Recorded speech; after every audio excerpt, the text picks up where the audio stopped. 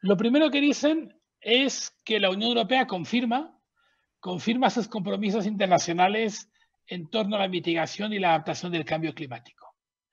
Eso es importante en un contexto como el actual de reconstrucción. He sido muy optimista poniendo tras la crisis del COVID. Habría tenido que poner durante la crisis del COVID, porque, bueno, la recuperación, las medidas que se toman deben ser coherentes con este objetivo de reconstrucción europea en torno a la mitigación y la adaptación al cambio climático. A título ilustrativo, y es algo que hay que subrayar, las estrategias presentan unos posibles objetivos. El objetivo de reducir el uso de fitosanitarios, un 20% en los fertilizantes, un 50% en los pesticidas y los antibióticos, el objetivo de tener un 25% de cultivo ecológico, un 10% de superficie agraria útil dedicadas a actividades no productivas o un 30% de la superficie protegida medioambientalmente mediante algún que otro esquema. Estos son objetivos, siguiente presentación, son cifras ilustrativas.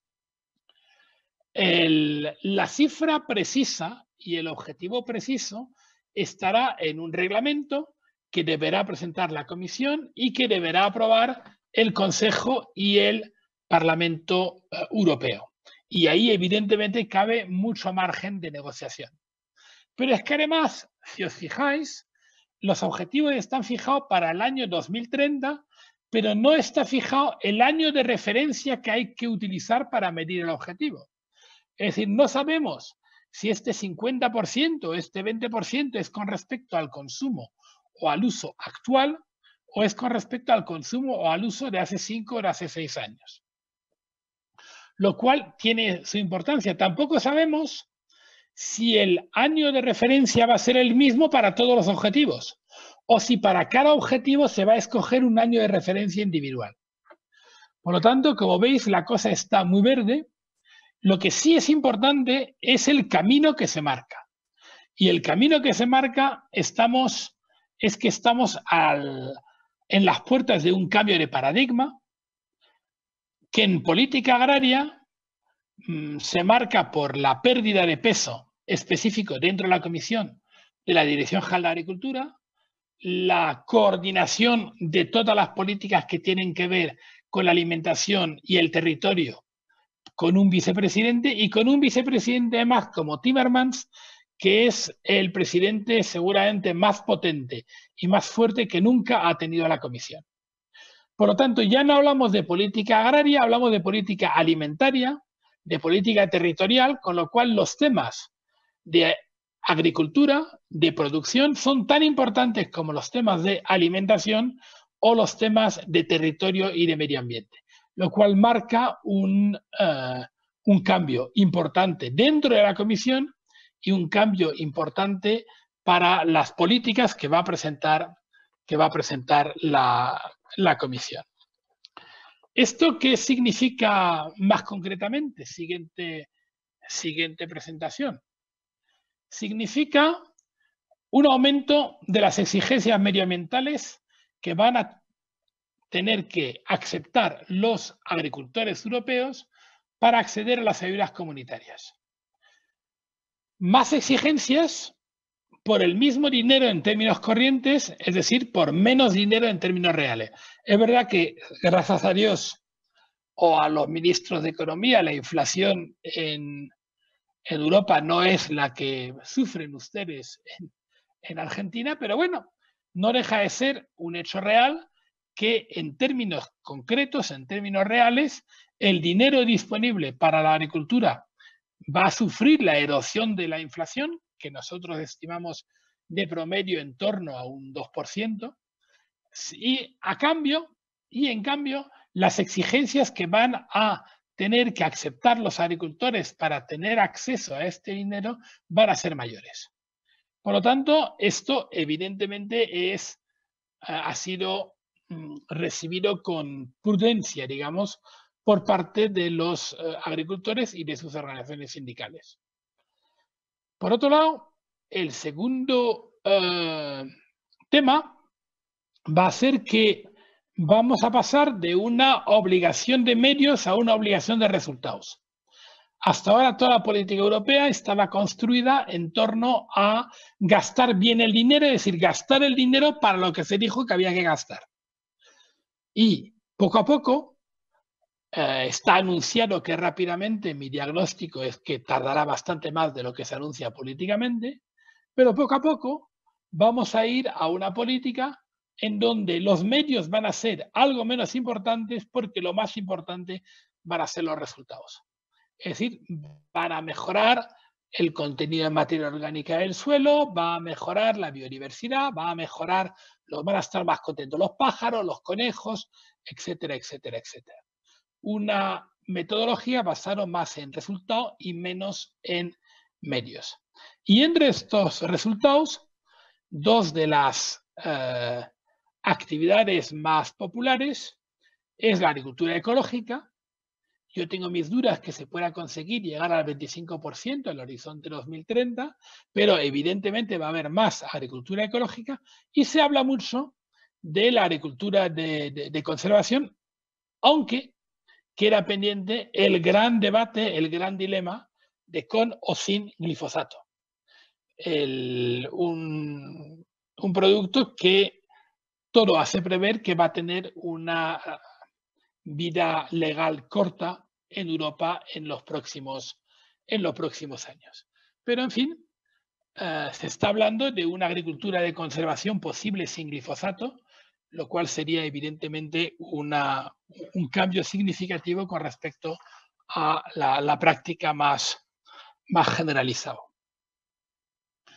Siguiendo con el tema concretamente que exige, tendremos menos tierras en cultivo, menos rendimientos potenciales, pero productos más sanos.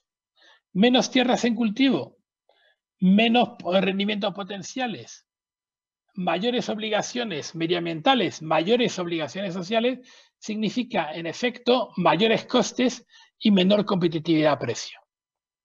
Y esto es una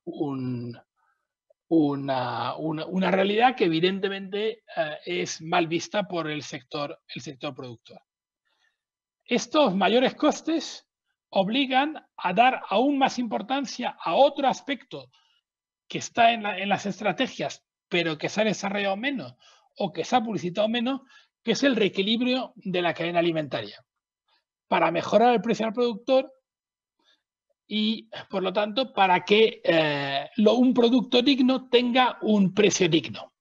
Con toda la complicación que tiene intervenir en una cadena alimentaria en donde es una relación comercial entre socios y, bueno, pues si el equilibrio de fuerza es el que es, la distribución de valor dentro de la cadena se hará en función de este equilibrio de fuerzas.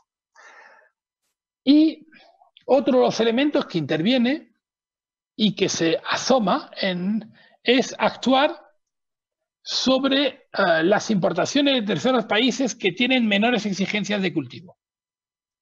Y esto, de nuevo, es en la estrategia, pero implica un cambio importante en la futura política comercial que pueda tener la Unión Europea.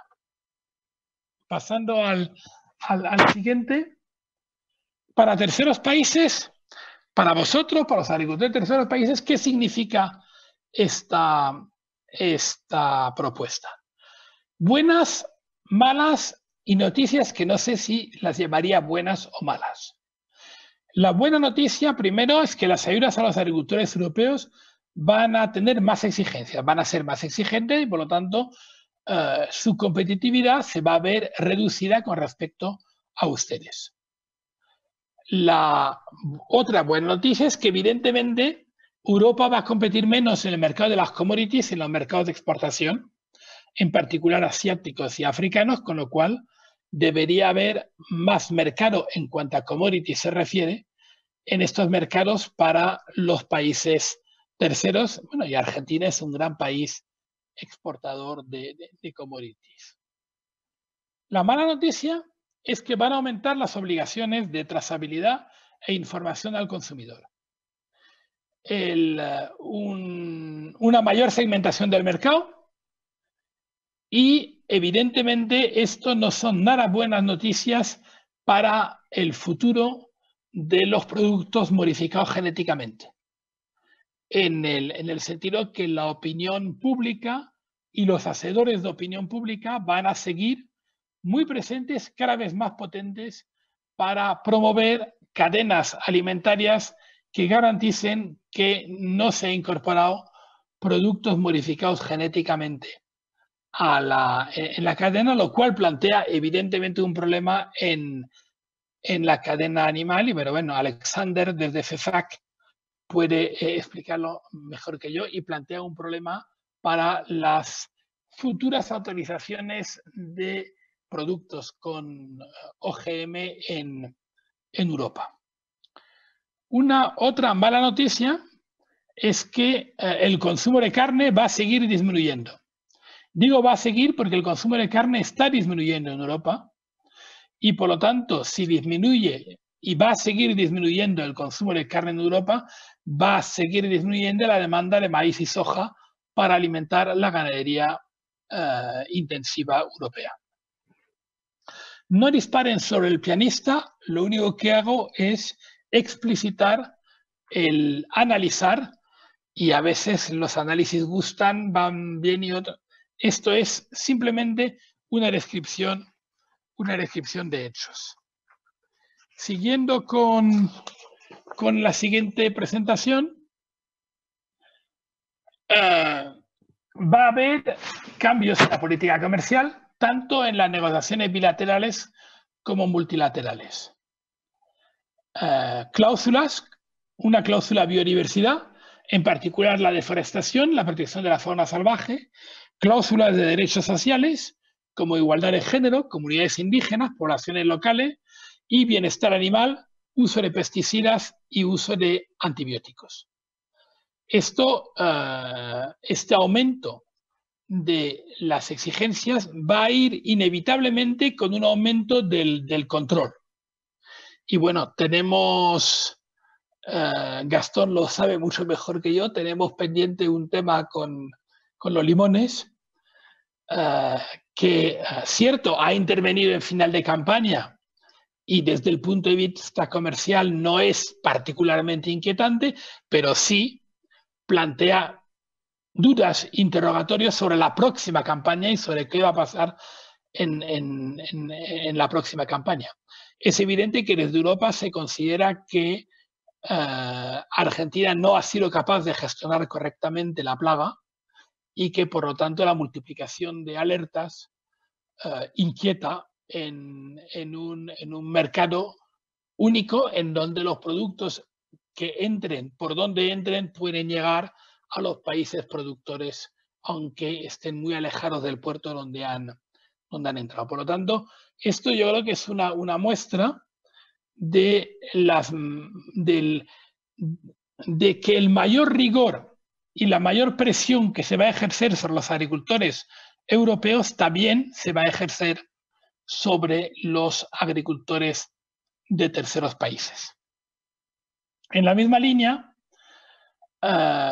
se van a generalizar los envases y embalajes sostenibles y con las correspondientes tasas fiscales en el caso de que no se cumplan con los requerimientos de envases y embalajes sostenibles. Y esto, de nuevo, es un problema. No estoy pensando, evidentemente, ahí en maíz y soja, estoy pensando más en frutas, en donde hay una nueva fuente de tensión posible con respecto a los envases y embalajes de la segunda gran exportación que tiene Argentina hacia Europa. Y mayores exigencias en la importación en residuos de productos prohibidos en Europa y en el control del uso de antibióticos. El control de uso de antibióticos hasta ahora no es importante si hablamos del Hilton Beef, pero la presencia de residuos de productos prohibidos en Europa, lo hemos visto, va a acentuarse. Hoy todavía hay límites máximos de residuos no presenciales en productos que están prohibidos en el uso en Europa, y claramente vamos con el tiempo a una dinámica en la cual los productos prohibidos en Europa tendrán límites máximos de residuos de detección y ya no simplemente presenciales. Y esto evidentemente es una nueva fuente de tensión posible. Pasando a la siguiente presentación, concretamente, a partir del primer semestre de 2021, debería haber el compromiso político es que haya un mecanismo de ajuste en frontera ligado al contenido en carbono de las importaciones. No se sabe a qué sectores cubrirá, no se sabe cuál será, pero evidentemente es el principio de un movimiento y de un cambio en la manera de gestionar el comercio y el ajuste en frontera de la Unión Europea. Y también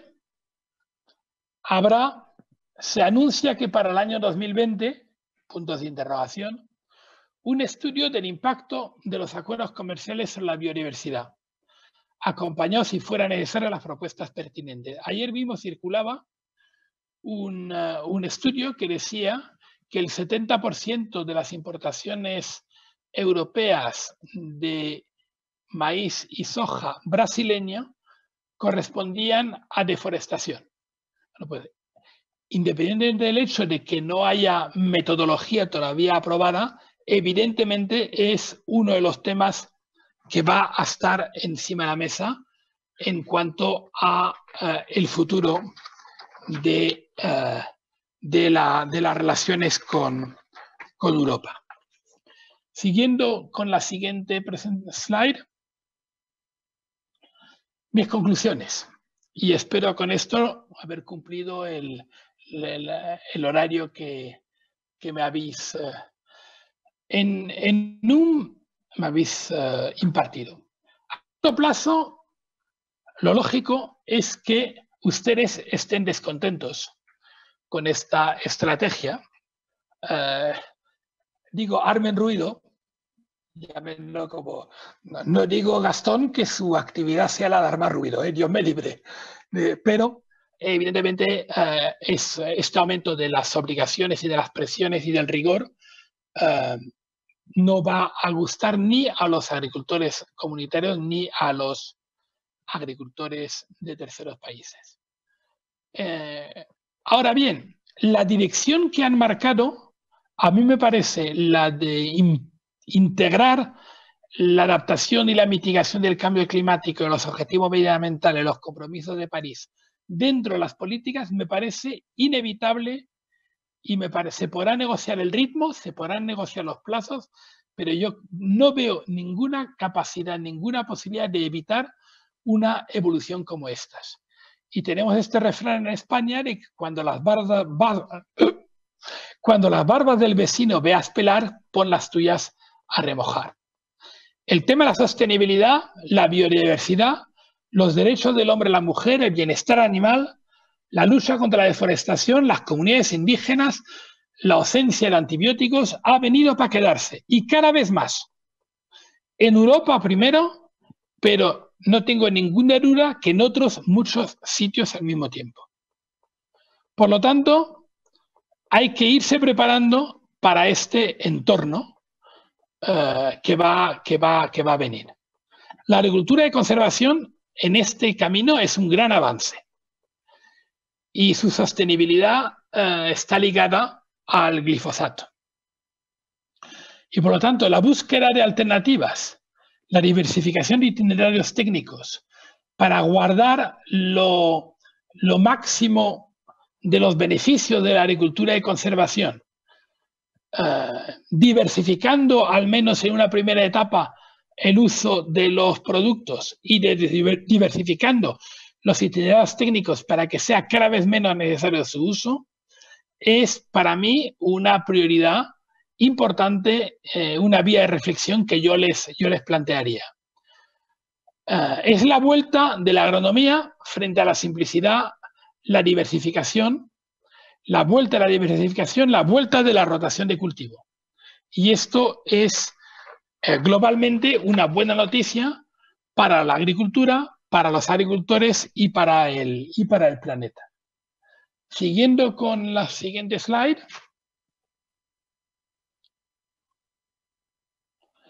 La vuelta de la agronomía, insisto, frente a la simplicidad. La diversificación y rotación de cultivos, la cobertura del suelo para evitar la erosión, la diversidad de tratamientos, el mantenimiento de zonas refugios,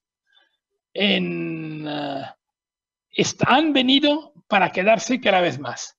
En este mundo revuelto de cambio climático, de sequías, de incendios y tal. En este mundo revuelto de políticos extranjeros, Trump y Putin son un buen ejemplo, y de políticos nacionales. Pero sobre esto no voy a hablar porque ya tienen ustedes lo suyo.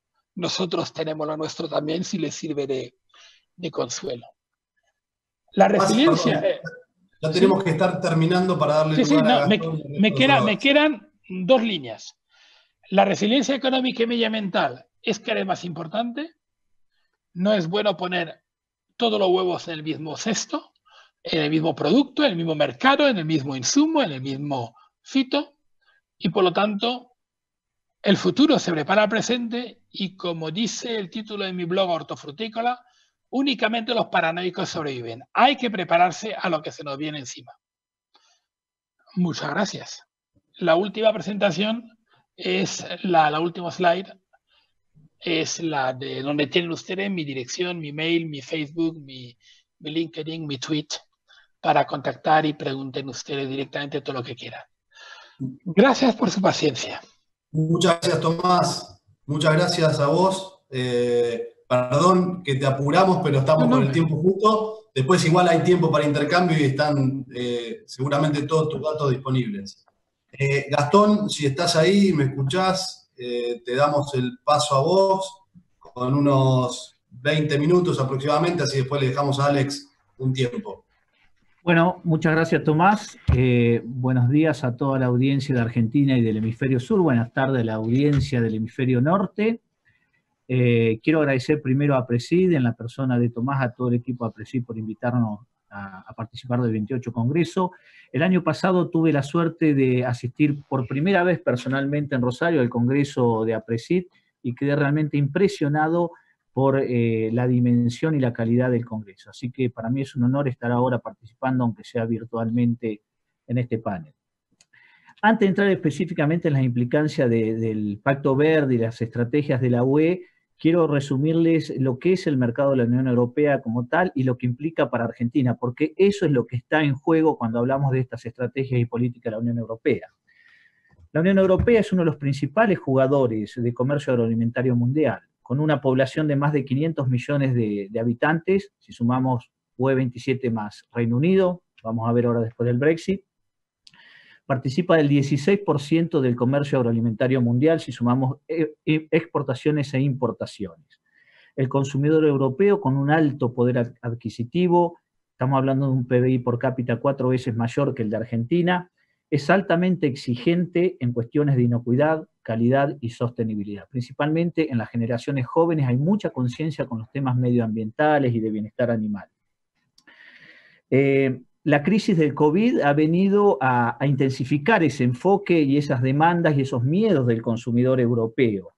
Es bueno recordar que las crisis sanitarias en la Unión Europea, como fue el caso de la vaca loca en los 90 o después de la dioxina, han sido la causa de una revisión y de un ajuste de todo el sistema y la legislación sanitaria y medioambiental en la Unión Europea, lo que dio lugar inclusive a incluir en la legislación y en sus políticas el famoso principio de precaución del cual todos muchas veces renegamos. También dichas crisis han dado lugar a la formación, a la conformación de la EFSA. La EFSA es la Autoridad Europea de Inocuidad Alimentaria. Y en la crisis del COVID mismo, si la EFSA ha sido clara en que los productos agroalimentarios no son de riesgo para transmisión del virus, la percepción del consumidor europeo no cambia en estos temas. Ahora, respecto a las exportaciones de Argentina, para Argentina el mercado de la UE es clave, ya que el 16% de las exportaciones agroalimentarias de nuestro país se destinan a este mercado. En 2019, Argentina fue el quinto proveedor de agroalimentos de la UE con un valor por 6.000 millones de dólares después de Estados Unidos, Brasil, Ucrania y China, siendo Argentina el principal o uno de los principales proveedores de la UE de varios productos como ser harina de soja, carne de alta calidad, maní, los famosos limones que, bueno, estamos ahí con un problema y afectados también a veces por procedimientos y políticas de la Unión Europea, está más que claro.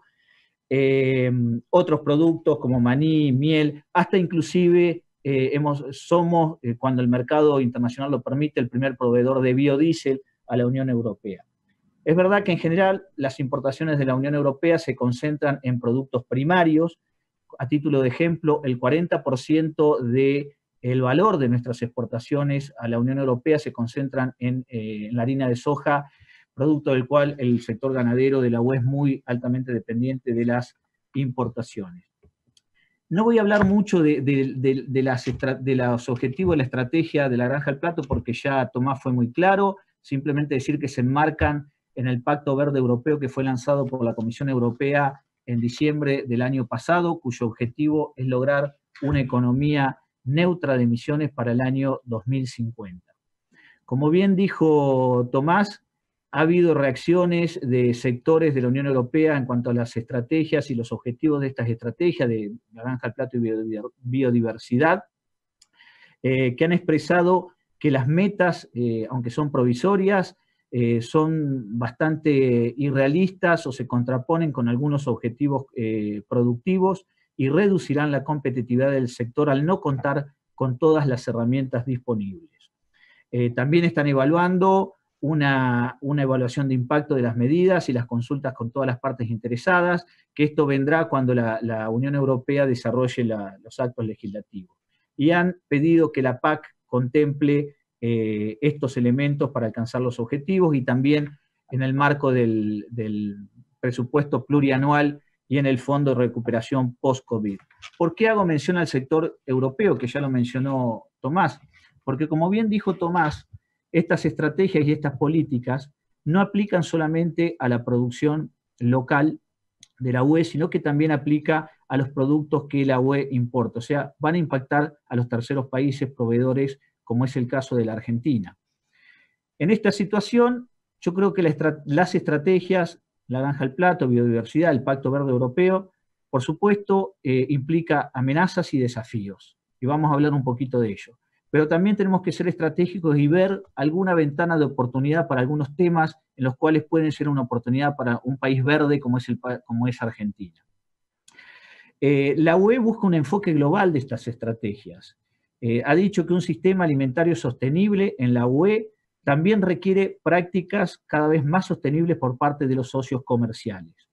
Y también las medidas que ponga va a ser para nivelar, de acuerdo a la UE, nivelar el terreno de juego en cuanto a los requisitos para su producción local en relación con los productos importados. La estrategia destaca que el objetivo de Farm to Fork es hacer que el sistema alimentario de la UE sea una norma mundial para la sostenibilidad. Esto habla a las claras la intención de la UE de ser una referencia global y querer, como hace muchas veces la UE, querer externalizar o exportar sus políticas o enfoques en estos temas. A su vez, como dijo Tomás, la UE incorporará en todos sus acuerdos de libre comercio un capítulo relativo a comercio y desarrollo sostenible. En este aspecto creemos necesario hacer un seguimiento cercano de las acciones y las propuestas legislativas que se deriven de estas estrategias ante la intención de la UE de externalizar su enfoque hacia terceros países por su potencial impacto comercial. Para dar ejemplos de cómo va a impactar, por ejemplo, si nos referimos a los plaguicidas, la reducción del uso de plaguicidas impactará aún más en la política actual, ya dura de la UE en estos sentidos, con mayor reducción de los límites máximos de residuos, y también implicará un enfoque adicional, ya que la UE está pensando eliminar también las tolerancias a la importación a las sustancias que tengan un impacto medioambiental. Hasta ahora la UE ha bajado los LMRs para las sustancias que tienen un riesgo a la salud pública para el consumidor europeo. Pero en la estrategia de la granja al plato está también metiendo el tema de la sostenibilidad ambiental, queriéndola traspolar también a los países para que no usen esa sustancia, los países que exportan. Y si bien la estrategia va a alentar el desarrollo de tecnologías como ser el tema de bioplaguicidas, está claro que estos productos no son tan eficaces como los pesticidas químicos. También esto, como bien dijo Tomás, va a hacer un caldo de cultivo muy fuerte para todos los que se oponen a la renovación del glifosato. La actual autorización del glifosato vence a finales del 2022 y creemos que los lobbies en contra de la renovación en el marco de esta estrategia van a ser mucho más fuertes y si no llegara a renovarse, esto va a tener un impacto muy fuerte en nuestras exportaciones al mercado comunitario. En cuanto al reducir el uso global de antimicrobianos, también la UE está implementando un nuevo reglamento de productos veterinarios, en donde va a haber una lista de productos antimicrobianos que no van a ser autorizados a utilizar en los animales que provean productos para ser exportados a la Unión Europea, sin tener en cuenta a lo mejor condiciones productivas, epidemiológicas y de producción de otros países. En cuanto a deforestación, y yo creo que esto va a hablar un poco más Alex, seguramente va a haber nuevos requisitos de etiquetado para promover productos agrícolas libres de deforestación, alentando las importaciones que no generen deforestación en origen. La Comisión ha publicado una publicación el año pasado sobre la lucha global contra la deforestación, en donde ha identificado una lista de productos que dependiendo del origen pueden ser causa de deforestación, y dentro de esa lista hay 3 productos que son emblemas de Argentina, como ser la soja y sus derivados, la carne bovina y el maíz. Y esa comunicación también habla que la Comisión quiere establecer partenariados o colaboración con los países que exportan estos productos a la Unión Europea. Otro enfoque de la estrategia que preocupa es que va a alentar el consumo local, va a incentivar las cadenas cortas de valor. Este enfoque se vio agravado o acentuado por la situación COVID, la pandemia, por los problemas causados en las cadenas globales de suministro. Acá tenemos que tener en cuenta que nuestro país, más allá de su condición natural y de sus buenas prácticas, está muy lejos de todos los mercados por la situación geográfica en el globo terráqueo. En cuanto al mecanismo de ajuste al carbono en frontera, como mencionó Tomás, si bien no está definido los sectores que va a cubrir y si bien originalmente la Comisión ha dicho que no piensa en principio incorporarlo al sector agroalimentario, no está aún definido y ha lanzado recientemente una consulta pública sobre este mecanismo y partes de las preguntas que hay en las consultas pregunta qué otros sectores se podrían integrar más allá de los que están incluidos en el sistema de emisiones de comercio, en el sistema de comercio de emisiones de la Unión Europea. Ahí hay riesgo de que muchos sectores quieran incluir los productos agroalimentarios. Un tema importante, y acá yo veo, por ejemplo, alguna oportunidad, una ventanita de oportunidad para la Argentina, cuando hablamos de biotecnología, como bien dijo Tomás, los OGM están demonizados, pero en lo que hace a nuevas técnicas de reproducción vegetal y más específicamente edición génica, veo que acá tenemos una oportunidad, ya que la estrategia implica que dentro del problema que causó el fallo de la Corte Europea, en donde dijo que los productos de edición génica deben ser considerados en la norma, en la legislación UE de OGMs, el Consejo ha solicitado a la Unión Europea que desarrolle un estudio sobre el estado del arte de estas técnicas en la Unión Europea, y en la estrategia, en la comunicación de la estrategia, se indica que la Comisión analizará el potencial de las nuevas técnicas genómicas para mejorar la sostenibilidad durante toda la cadena de suministro alimentario. Argentina ha venido intercambiando información con la UE, explicando los beneficios de esta tecnología y explicando nuestro enfoque regulatorio, proponiendo a la UE enfoques similares como armonización a los fines de evitar impactos comerciales. Creo que ahí tenemos trabajo para hacer. Y estas técnicas, a su vez, son avaladas y son requeridas por el sector productivo de la UE y avaladas por el sector científico de la UE. ¿Cuál es la posición de Argentina ante este desafío, ante estas amenazas y a lo mejor buscando oportunidades para diferenciarnos? La Argentina considera muy importante y apoya enfoques de una agricultura sostenible global, en sus tres pilares, el pilar medioambiental, social y económico. Pero considera que no existe un modelo único, sino que hay diferentes enfoques o caminos diferentes para lograr objetivos de sostenibilidad con mejores prácticas, dependiendo de las realidades, el entorno, las condiciones productivas, agroecológicas y climáticas de cada país. Nuestro país creo que tiene una vasta experiencia y mucho para mostrar y compartir con sus socios comerciales, en este caso particular con la Unión Europea, en temas de agricultura sostenible. Y creo que acá la estrategia, repito, tenemos que ser pragmáticos, nos da una oportunidad a lo mejor de diferenciarnos de otros países que compiten con nosotros en el mercado europeo. De hecho, por las condiciones naturales y productivas, Argentina es un país verde, con menos de 16 habitantes por kilómetro cuadrado.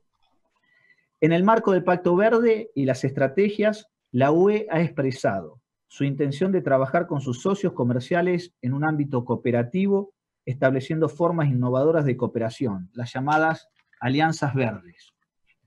Aún cuando estamos convencidos y sabemos que no es fácil influenciar a la UE en sus enfoques o políticas, y en esto creo que Tomás tiene mucho más experiencia que yo, y obviamente sin perjuicio de otras acciones, tanto a nivel bilateral o en los foros respectivos multilaterales, en donde nuestro país continuará planteando las cuestiones que considere pertinente para evitar impactos injustificados en el comercio, como lo ha venido haciendo históricamente, creemos importante, desde un punto de vista estratégico y pragmático, profundizar el diálogo con la UE en un marco estructurado y formal, en un diálogo más estructurado y formal, intercambiando información y trabajando estos temas en forma conjunta, desde adentro, con objetivos en varias vías.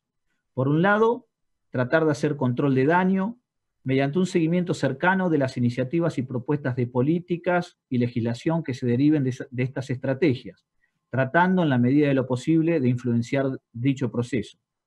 También compartiendo información con la Unión Europea, tanto sobre políticas, marcos regulatorios, marcos institucionales que incluyen la interacción público-privada, iniciativas y proyectos, prácticas agrícolas, buenas prácticas, sistemas de control y certificación, a fin de mostrar que nuestro sistema agroalimentario es al menos igual o más sostenible que el de la Unión Europea, sobre base científica, con enfoques de intensificación tecnológica sostenible para el aumento de la productividad. También para mostrar las buenas prácticas agrícolas y con beneficios no solo para el sector productor y el sector exportador, sino también para la sociedad general, para el consumidor y el medio ambiente. Y yo creo que acá inclusive tenemos la posibilidad, y tenemos que ser proactivos y estratégicos, de mostrar modelos, enfoques, know-how y tecnologías que también podamos externalizar o exportar a la UE, o para que la UE también implemente en mayor grado este tipo de tecnología en sus estrategias, como es el caso, por ejemplo, la siembra directa, que fue el leitmotiv del nacimiento de APRESID, no te lo voy a contar a vos, Tomás, o también, como dije anteriormente, el tema de la mutagénesis o la edición génica. También para que se consideren las distintas realidades productivas, agroecológicas, climáticas, sanitarias o fitosanitarias de nuestro país, las que demandan distintos insumos, como ser biotecnología, plaguicidas o medicamentos veterinarios, siempre aprobados y utilizados bajo estrictas normas y sobre base científica. Otro objetivo que estamos buscando con este diálogo más formal es encontrar canales y acciones de cooperación técnica, asociaciones estratégicas, reconocimiento de esquemas y sellos de calidad, e identificar proyectos de la Unión Europea para ayudar a nuestro sector productivo y exportador a que puedan adaptarse para garantizar cada vez la más exigente mercado europeo. Este diálogo formal integral sobre agricultura sostenible que estamos explorando con la Unión Europea, del cual participarán seguramente varios ministerios y organismos oficiales de nuestro país, como también diferentes direcciones generales de la Comisión Europea. Acá estamos pensando en la DG Agri, la DG Santé, la DG Medio Ambiente, la DG Comercio. Complementará otras vías o canales que nuestro país ya ha establecido formalmente con la Unión Europea, como ser el diálogo bilateral de la biotecnología aplicado a la agricultura, o el arreglo para cooperación científica en bienestar animal, o el acuerdo de reconocimiento de equivalencias en producción orgánica y otros aspectos. Asimismo, y en el mismo sentido, y a los fines de mostrar una buena interacción y coordinación público-privada, consideramos fundamental que también a nivel privado o de la llamada sociedad civil se establezcan canales similares entre nuestros sectores y sus respectivas contrapartes en la Unión Europea.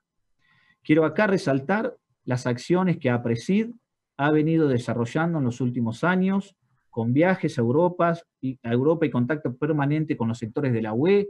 Tomás, José Luis Tedesco han venido, nos hemos reunido con distintos sectores, principalmente con FEFAC, con el cual han establecido una relación muy importante. Ya Alex seguramente nos va a hablar más de esto. Y FEFAC ha incluido en sus directrices de suministro responsable de soja al esquema Agricultura Certificada de APRESID. También en esta misma línea quiero mencionar las iniciativas emprendidas por GPS, el Grupo de Productores del Sur, con roadshows y charlas en la UE, o organización de seminarios con contrapartes europeas, mostrando la sostenibilidad de la agricultura argentina y las iniciativas privadas en este aspecto, incluyendo, por ejemplo, la plataforma agroideal sobre deforestación, con participación del sector privado, de ONGs y de instituciones oficiales, y también el programa de carbono neutro en las diferentes cadenas de valor agroalimentario. Y un último ejemplo en este sentido, para encontrar alianzas y mostrar la sostenibilidad de nuestro sistema, también destaco actividades como las misiones que organizan periódicamente a Europa, MAISOL, que es la Alianza Internacional de los Países Productores y Exportadores de Maíz, en donde está Estados Unidos, Brasil y Argentina, como también la ISGA, la Alianza Internacional de Productores de Soja, que la conforman Estados Unidos, Canadá, Brasil, Argentina, Paraguay y Uruguay, en donde muestran y hacen una buena difusión de las prácticas agrícolas sustentables de los países que exportan estos productos a la Unión Europea. Así que yo creo que tenemos que ser estratégicos, pragmáticos, inteligentes, estar alertas a estas amenazas y desafíos, pero a su vez encontrar las oportunidades y el modo de diferenciarnos, así que seguir trabajando en este sentido. Muchas gracias y quedo abierto a las preguntas, junto como Consejería Agrícola, en el marco de la Embajada Argentina ante la Unión Europea, en la cual estamos insertados, y con todo el equipo del Ministerio de Agricultura, la Dirección Nacional de Mercados Agroalimentarios Internacionales y la Subsecretaría de Coordinación Política. Así que quedo abierto a las preguntas y muchas gracias. Muchas gracias, Gastón. Muy clara la presentación. Estamos bien con los tiempos. Alex, I will switch to English. It's your turn. So the presentation will be in English. La presentación va a ser en inglés de Alexander. Alexander es el secretario ejecutivo de FEFAC. Así que, bueno, Alex, when you're ready,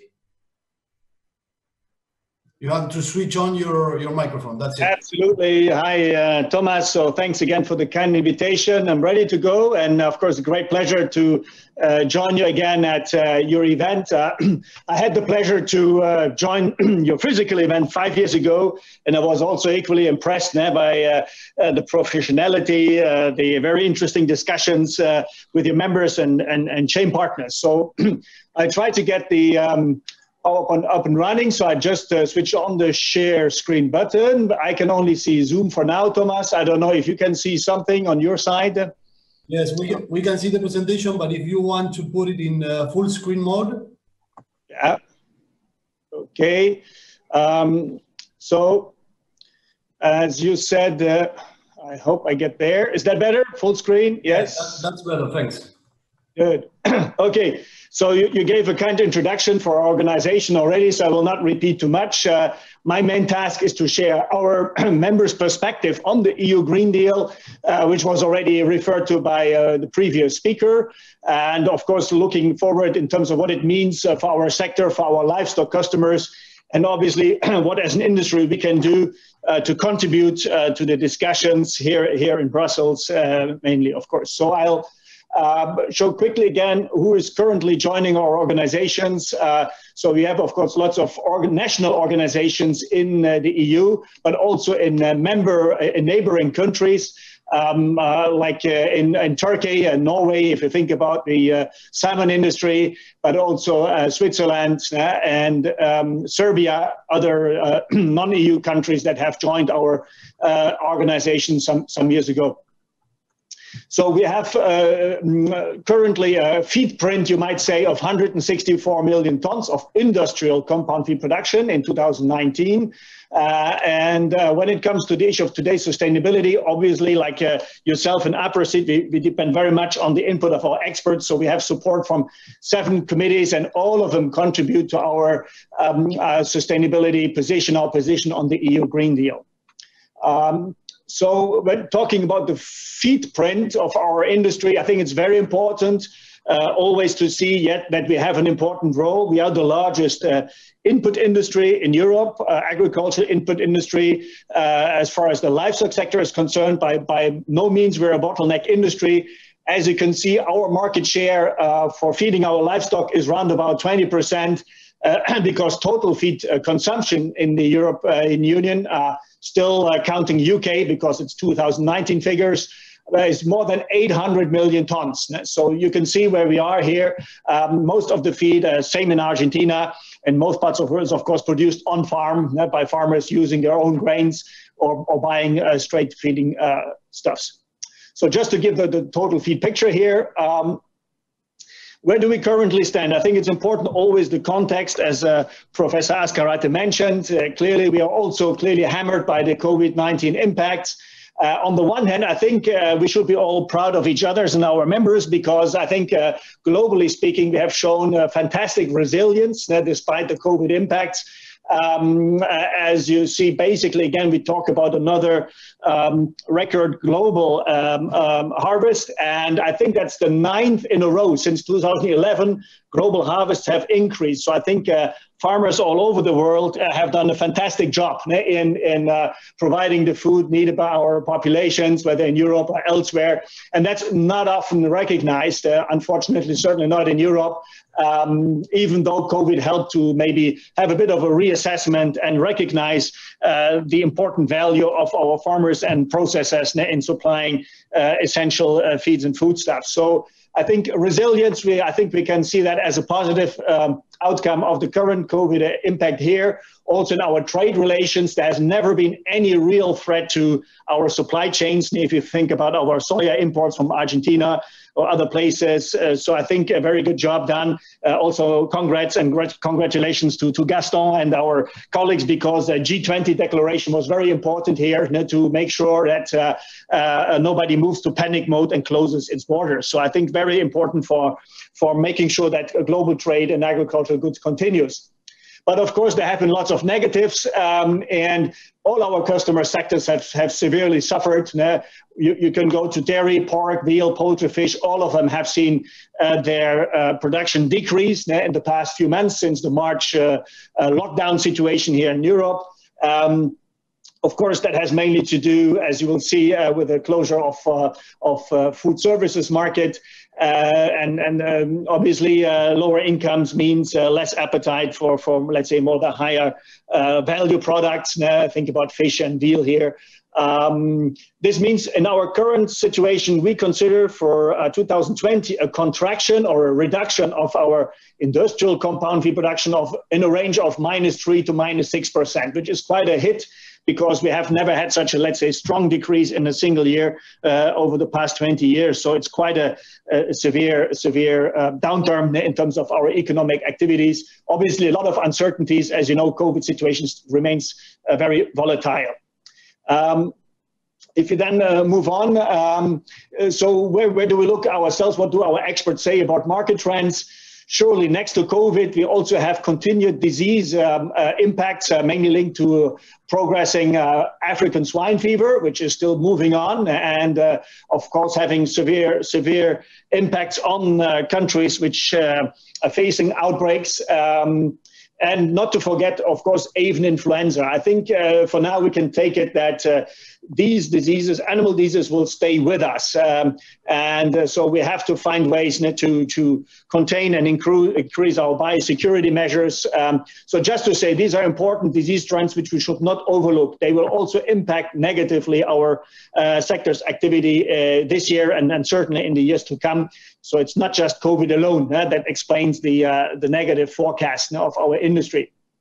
At the same time, as Gaston already mentioned, we have to look very closely at global feed and food trade. We do see very volatile situations on closure of export markets for meat products, dairy products, particularly China, Southeast Asia.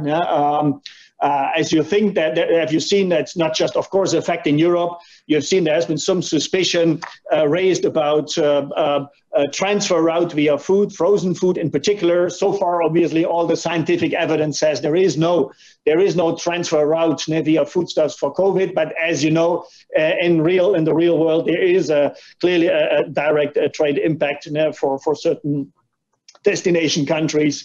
And the big question mark remains on where do we go with food services in Europe and elsewhere, given that COVID restrictions are changing almost weekly here in Europe and other places. So a lot of uncertainty on our markets.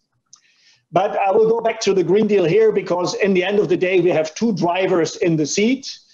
We have the market driver, our paymaster, and we have, of course, the policy driver. And they do not always look in the same direction, I have to say. And again, that's not a new experience. I know for you in Argentina and other places. So let's look through the Green Deal from our perspective. Professor Azkarate mentioned already key, let's say, aspirational goals, as it is called. So these are not yet enshrined in any legislation. These are, you might say, expression of societal demands on our industry. And I will not repeat the figures. I think you have seen them long enough, but I want to mention again for the feed and livestock industry, also this focus on the second pillar here when it comes to reduction of nutrient losses by at least 50%. I want to raise this one because it's really hammering our industry here and now. It's not like CO2 or climate change, methane. No, currently, as you may have read already in the trade press, our Dutch colleagues, our Dutch minister want to already restrict, let's say, levels of nitrogen in our feeds to dairy cows because of excess nutrients in nitrates and phosphates as far as water quality is concerned. So there is a direct impact already now, here and now, on aspirational goals, which some member states are already putting into regulatory action at national level. So they're not waiting for Brussels, they're acting here and now. So we have to look also from the dynamics are quite different now, depending on where, which country you go in the EU. And this is an important one for our industry because, yes, we, of course, a major contributor. We are feedstuffs to such excess nutrients in terms of nutrient leakage. And that's a major focus also in our actions. So I would just want to highlight it on top of the points already raised by Professor Azkarate, just to understand the next slide. Because what we have tried to do as a feed industry is to address each of the key pillars, the key communications, and highlight what we can contribute as feed industry to address those aspirational goals. So sorry for the acronyms here, but it would take so many more boxes now if I spell out every word here. But if you think about climate change, if you think about nutrient losses, the environmental impacts, we have, as industry, developed an environmental impact assessment methodology. If you don't have a methodology, you cannot compare numbers, so it becomes impossible to manage these impacts. And luckily, we convinced the European Commission 2 years ago to approve our own environmental impact assessment methodology. It's called the Product Environmental Footprint Category Rules for Feed. So that's the full acronym as I spelled out in this dark green box. We have next to that, so we have the engine, that's the methodology, but no engine works without fuel. So we have created, if you might want, a fuel station, and that's our Global Feed Life Cycle Analysis Institute. It's a database. And to make the environmental impact assessment work, you need LCA data, life cycle analysis data. And I know Argentina is very active here, together both at association level, industry level, and at government level. And we really welcome your initiatives there to collect these LCA data for your own crops, whether maize or soya, all in the idea so that we can claim that we can move towards low carbon and low emission feeding stuffs, because we are the biggest contributor in terms of environmental impacts to livestock production. So the Institute is up and running. Actually, Brazil just joined it, your counterparts over there with the feed industry and the soy producers. So I'm quite sure we are in close contact with you, that we will also see at some point a direct partnership with Argentinian soy and maize value chain to feed relevant LCA data to the global feed LCA database. It's also recognized by FAO. So it's a global partnership. Also, FAO has recognized our impact methodology some years ago. So please don't think it's just a European idea. It's something that we are pursuing heavily with the LEAP partnership, Livestock Environmental Assessment Platform, managed by FAO, where we are direct partners together with many governments, but also with our International Feed Industry Federation. So then let's move to the next box. Already reference was given to deforestation and biodiversity. Very much a frontline issue for our industry in Europe. We are hammered every day by media, NGOs, on our imported deforestation, by our soy imports. So as Gaston knows, it's a high profile issue here in Europe. And we're therefore very glad for the partnership with APRESEED and Thomas, because we have addressed it early on. 5 years ago, we started with our action plan on responsible soy with an independent benchmark system. I will go back to that in a moment, where we recognize the effort made by you, by farmers, by traders, national associations and independent certification bodies to, let's say, verify and, if necessary, certify that the soy that we are using is coming from responsibly managed soy fields. So a key feature of our response to the Green Deal. COVID was mentioned a few times. Biosecurity is another high profile issue in Europe, even before COVID, because of swine fever, because of avian influenza. So it's a very important engagement we have here. And on top of that, we're looking at communicating to our farmers, because it doesn't help if we invest in new technology, in new methodology, if we cannot communicate. So we are looking for an improved framework for our green claims, so that if we can justify our, let's say, improved feed recipes, thanks to science and technology, lower carbon footprint, lower methane emissions, lower nutrient leakage, and other positive impacts, we need to be able to communicate effectively to farmers. And that's what we try to do with our European farmers in our joint code of feed labeling. And last but not least, we are also supporting the circular economy pillar, because you could see there is no sustainable food systems without animal nutrition, because we are giving value to co-products produced by the food industry, by the biofuel industry. The best use in a circular economy approach is to extract the animal nutrition value and produce high value feedstuffs, which are then fed to our farm animals. So we see ourselves as a core part of the circular economy approach, and therefore have developed specific guidelines for various co-product sector. And one important one is the use of former foodstuffs that are not sold for human food and then turned into animal feed. So that's our basically our approach. We need to be proactive. It doesn't make any sense in Brussels to complain about the Green Deal. You have to come up with your own sectoral solutions to shape the Green Deal. Because we talk about aspirational goals, there is a great will to listen to sectors like us. We had excellent engagements with our new Environment Commissioner recently on deforestation. Also, our Public Health Commissioner will talk to us soon at our event later in September. Our Farm Commissioner, we are in really high-level engagement, and I really want to say this and invite you also to take the opportunity now to engage with the top-level decision makers in Brussels. Because for the moment, we have only seen communications, the real hard regulatory work. That's mainly for summer next year. It's still speculative. There are no hard deadlines, but let's say for most of the big pillars we've just discussed, we expect most of the legislative action to take place in summer next year. So we really have to use the coming 6-9 months to engage very constructively with our counterparts in the Commission, but also in the European Parliament.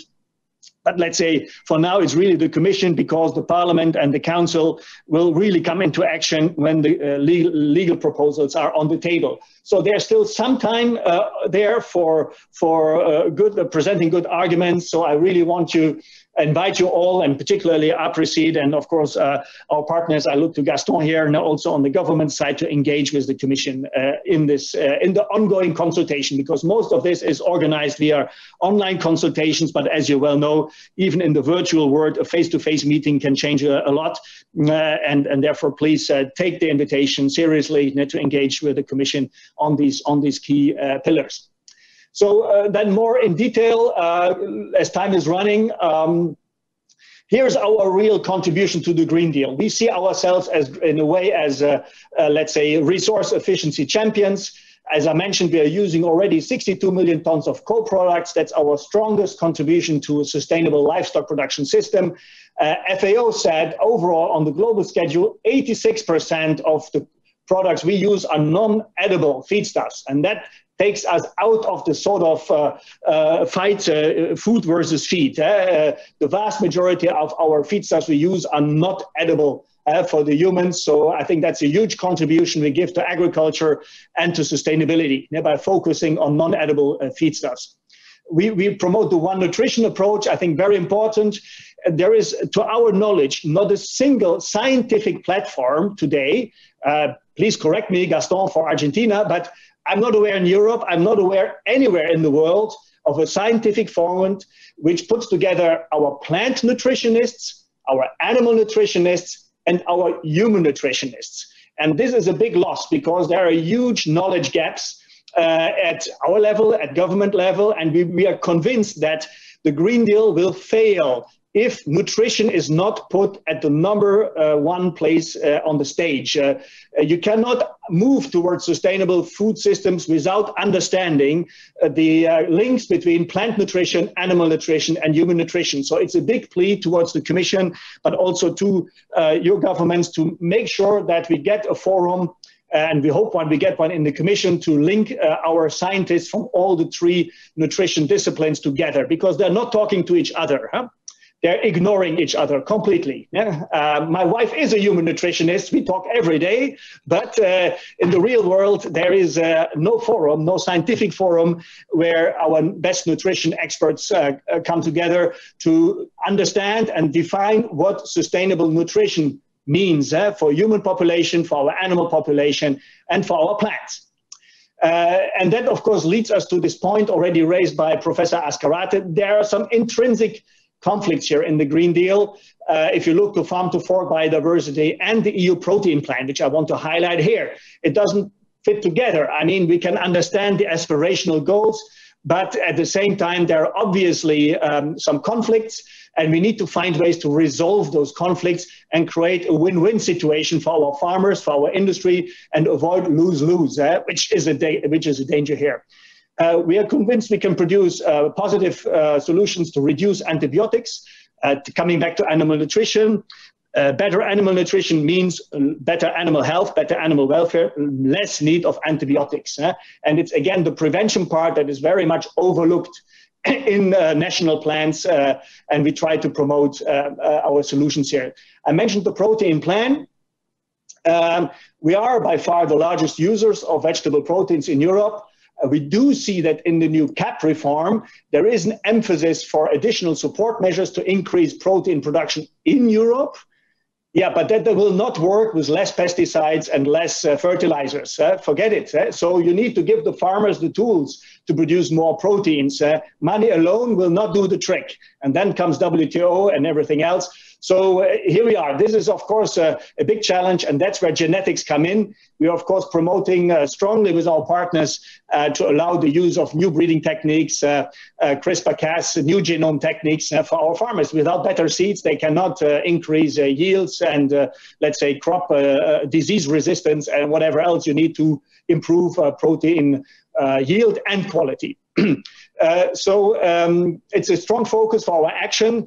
And we hope that the EU protein plan will gain in importance in the part of the CAP reform discussions.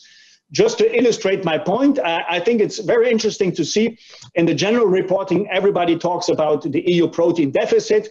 What they really mean when you hear our farm commissioner is just the high pro fraction, what we call as a high pro content proteins, typically soybean meal. And there you see on the left paragraph, the total feed protein supply. Actually, 80% of the proteins used by our farm animals is produced in Europe. So, but then, of course, the very large part of our protein source comes from our own forages and grasslands. So it's low pro proteins. You talk about 9 to 11% proteins. The deficit is really, you see that in the red oval, is concentrated on the high pro component. So we talk about protein levels between 30 and 50% protein content.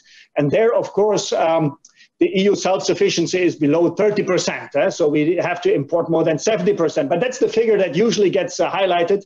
But what is ignored is that the total protein supply is much higher in terms of self-sufficiency. It's around about 80%. You see the blue line because of droughts in 2018, it was going down. 19 was also not much better. But overall, we can talk about an average of 80% self-sufficiency. You move to the right side of the table, then you see the origins of the vegetable protein sources. And again, I think that's important to understand the importance of our roughages, the role of co-products in general, as highlighted in, and then the oilseed meals, which are highlighted again in the red oval. So look at these numbers, because to understand really where our proteins come from, the DG Agri, and we have to thank our Commission colleagues here, has started to produce a very comprehensive EU protein balance sheet, which I can only recommend. It's not been very much picked up by media, but for you as we are important customers to Europe, I would really recommend to read and analyze the details of our EU protein balance sheet. So for the interest of time, I will move to the final part of the presentation. That's the deforestation topic. I mentioned, I think that's familiar for many of you, our soil sourcing guidelines, which we produced 5 years ago, which was really met with great success. And we again want to thank APRISEED and others for the very positive response. Really, APRISEED was the first farmer organization to put their own scheme forward, and it was the first one also positively benchmarked by ITC in Geneva. And of course, it's now time to move on. After 5 years of successful cooperation, industry, let's say societal and market pressure is really rising on no deforestation, no question about it. So we have to upgrade our guidelines before the end of the year with your help. So we will include specific provisions on no deforestation, including on forest protection, meaningful cutoff dates, chain of custody roles, and level of assurance. As Professor Askar Rattler rightly say, also market demands on traceability will increase, and therefore we hope again for your active cooperation. And you know, we are in close discussion with APRISEED, with Chiara, on how to do it. So these are the other schemes that have already passed the benchmark. It's not only imports, it's also European protein producers. Like the right one, the last one was from Italy, CSQA. We also have Danube Soy here. So please see it. It's not just for targeting or discriminating imports. No, we look for all the soya use we get, and whether it's from European or imported origin. So to move to the final round of slides, I will just say here, our plea to the Commission is to look for a a smart mix of solution. We don't believe in mandatory rules. We believe in chain solutions. If you work in the area of sustainability, you know very well that legislative criteria, you may know it from the red biofuels area, once you have them in the legislation, they're very hard to change. And sustainability is such a dynamic area of investigation, of research. We want to keep it not only flexible, but in the spirit of continuous improvement. We have to be sure that as chain partners, we remain in control of the process. We cannot delegate it to the legislator. It's far too rigid, and it's not really leading to real solutions as we look for. So we look for a risk-based approach on deforestation. We look for better traceability for soy from low-risk origins. We look for our upgrade of our codes, and we want to tell the Commission that walking away from risk regions is no solutions. If the idea is to really change practices for the better in high-risk origins, we have to work there. We have to work with the farmers, we have to work with the traders and processors, and therefore we must stay in those trading regions. So that's our approach. You see where we are, again, often not understood, not rightly reported. We actually think we already have made some major progress here.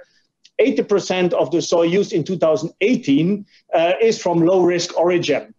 So we look at a maximum of less than 20% of soy that can be associated with more high-risk areas. And that is our own risk assessment here with regard to Brazil, where we look at all the Cerrado biome as a risk area. Argentina with Gran Chaco, but does not play a big role in exports. So Argentina has a low share of our high risk, and Paraguay 100%, because we have no regional data allowing us to subdivide Paraguay in different biomes. But we are now having set up contract with CAPRO, the soy industry organizations in Paraguay. So I'm sure that figure will improve rapidly once we have access to more regionalized data sets in Paraguay.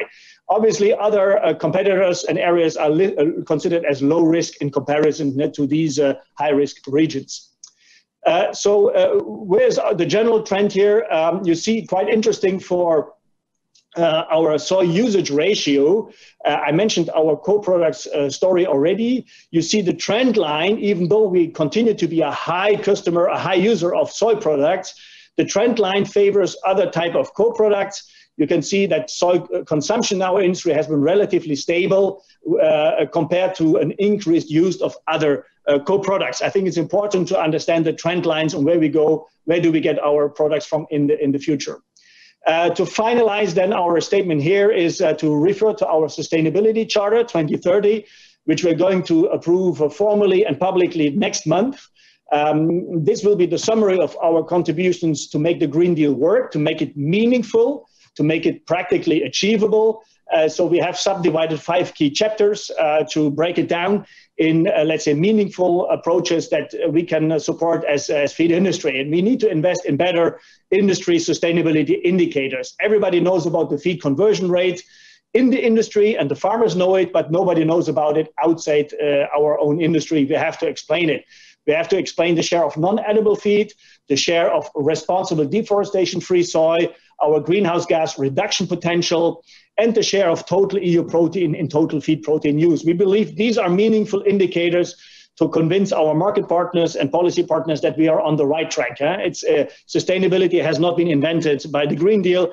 We are on the trip together already for decades, and we have to show that we can do more and better. That's the principle of sustainability, and I'm convinced with the help of APROSEED and our partners in other production countries, we can get there. So thank you very much for your attention, and I'm looking forward to your questions. Thank you. Thank you, Alex.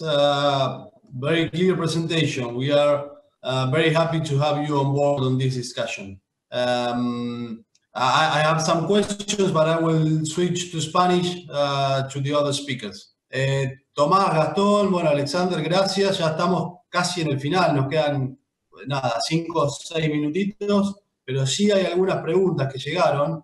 En principio, por ahí para comentarle o hacerle una pregunta a Tomás. No sé, Tomás, si estás ahí, estás escuchando. Te hago las preguntas que llegaron también de parte del público. Digamos, hoy lo que nos están consultando un poco es si ustedes ven que para los productores europeos con esta nueva estrategia de la Unión Europea y para los países productores, sería para los terceros países, habrá exigencias, que ya lo comentaste, pero si esas exigencias se ve en un horizonte cercano que tengan algún precio diferencial o un acceso diferencial. ¿Eso es algo que podría pasar o la discusión no está en esos términos hoy? Para vos, Tomás, si querés habilitar el micrófono. Se oye mejor con el teléfono habilitado. Bueno, es una excelente pregunta porque a la cual yo creo que a estas alturas no hay respuesta. Vamos hacia un mercado segmentado. Y yo diría, me da lo mismo que la segmentación sea por parte de la administración o sea por parte de los consumidores. El hecho real es que va a haber una diferenciación de productos en el mercado, con una diferenciación de precios y una diferenciación de mercados. Cuando una empresa como Carrefour decide que los pollos que vende bajo marca Carrefour no deben haber consumido productos genéticamente modificados, esto no tiene nada que ver con la reglamentación ni con los burócratas de Bruselas, tiene que ver con el mercado, con la realidad y con lo que la empresa percibe que le piden los consumidores. Por lo tanto, mi respuesta sería sí, en la práctica y en el mercado va a haber segmentación y van a sufrir aquellos productos que no sean capaces de posicionarse en el race to the bottom, en la carrera hacia mejorar los productos. Y bueno, y lo que nos ha contado Alexander del trabajo de la FEFAC desde hace 5 años para anticiparse a una certificación es exactamente otro ejemplo de buen hacer. Bien, gracias Tomás, gracias por tus comentarios. Una última pregunta, por ahí va a ser compartida para Alexander y Gastón. La hago en inglés, así la pueden tener los dos.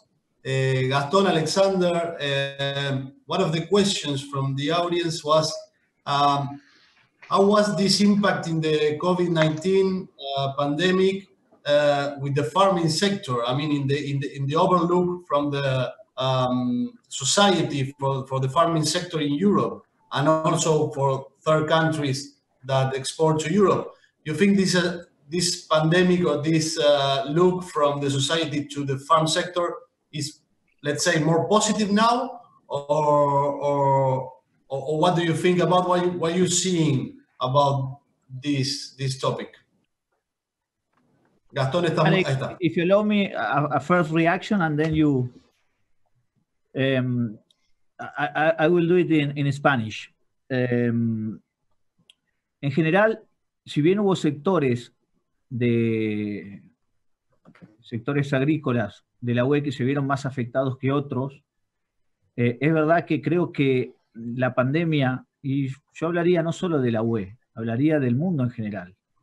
Creo que esta pandemia ha demostrado el valor que tiene la cadena agroalimentaria como un bien esencial y necesario, y que ha seguido funcionando con sus complicaciones lógicas, pero ha sido de los pocos servicios que ha seguido funcionando. Más allá de algunas cuestiones de mercado, que algún producto le ha pegado más que a otros, si podemos hablar de la UE, los cortes cárnicos de alta calidad el mercado ha sido saturado, se ha corrido la demanda o las formas de consumo, pero que estuvo claro que la cadena agroalimentaria es un servicio esencial y fue revalorizado por la sociedad en general, y de hecho, y en esto voy a ser muy sincero, yo llevo varios años en este métier, en este trabajo, y en donde vemos que muchas veces, por lo menos a los ojos de los terceros países que exportamos a la Unión Europea, la UE puede ser un poco discrecional, tanto en lo que hace a la Comisión Europea como a sus Estados miembros en la aplicación de la normativa armonizada de la UE. Muchas veces cada Estado miembro aplica según lo cree, y a veces crea dificultades, pero yo quiero remarcar que durante la pandemia la Unión Europea ha tratado de facilitar todo el canal y toda la cadena agroalimentaria y ha establecido procedimientos facilitadores, tanto en lo que hace a los controles, a establecer canales verdes para que el suministro y la cadena de suministros no se corte, más allá de algunas cuestiones y complicaciones lógicas, principalmente al principio y durante el pico de la pandemia, donde había mucho miedo y donde había muchos casos. Pero yo creo que como conclusión, es un sector que se ha revalorizado ante los ojos de la sociedad, yo diría no en la UE, sino en el mundo. Gracias, Gastón. Just to finalize, Alexander, quickly, because we have 1 minute. So your final conclusion about this question, please. Well, I can definitely say that the positive impact of COVID-19 is that there has been a revalorization of the agricultural food sector. I think consumers, but also politicians, recognized the importance of food security. And you saw that in the Farm to Fork communication, that suddenly food security has a much higher priority level than before the COVID crisis. It was hardly mentioned. Food security was seen as a given, and now they realize that it takes a lot. It's really a very complex system, and I would say the other positive value is that they now really see the value of defending the single market. When the border lines came down and we had 90 kilometers of truck lines waiting and food could not get across the frontier, that was really a shock moment for many governments and for many people, and they have done very well to open the borders again with the Greenland Agreement. So these are the positives, no doubt about it. On the other hand, as you can see, when I mentioned the Netherlands, the member states' demands on better environmental performance will not go away. The pressure is still the same as before on farmers to reduce environmental emissions, and that's going to be very hard. And there's a very negative sentiment against livestock agriculture in general. Livestock agriculture is still seen as a problem rather than as part of the solution. So we have to work very hard to improve, let's say, the green credentials of the livestock sector, and the feed industry plays a big role there. I think we can get there, but I would say, so on balance, yes, everybody recognize essential services provided by our industry, but unfortunately, yeah, still a long way to go to improve, in particular, the image and societal acceptance of livestock agriculture. That would be my current summary. Thanks, Alex. Very clear. Bueno, gracias a todos. Ya hemos llegado al final. La verdad que pasó muy rápido el tiempo y podríamos estar un rato largo hablando de estos temas. Así que les agradezco mucho. Muy interesantes sus 3 visiones. Y bueno, la charla va a quedar grabada, se va a poder reproducir. Así que les agradezco nuevamente por su tiempo. Y bueno, estamos en contacto. Gracias a los 3. Gracias. Gracias a todos. Gracias. Tomás, gracias a Presid. Gracias, Tomás. Gracias, Gastón. Thank you, Alex. Chao.